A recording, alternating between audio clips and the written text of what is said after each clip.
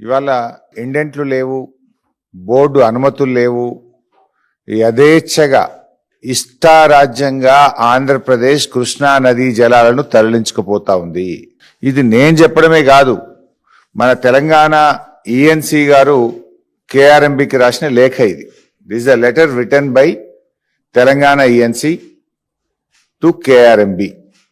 ఇందులో చాలా స్పష్టంగా రెండు అంశాలు చెప్పారు.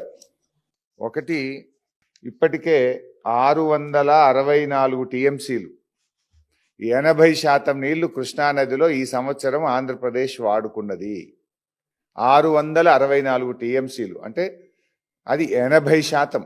80% ఈ సంవత్సరం కృష్ణానదిలో వచ్చిన నీళ్లలో 80% ఆంధ్రప్రదేశ్ వాడుకున్నది అనేటువంటి లేఖ మన తెలంగాణ ఈఎన్సీ కేఆర్ఎంబికి రాశారు.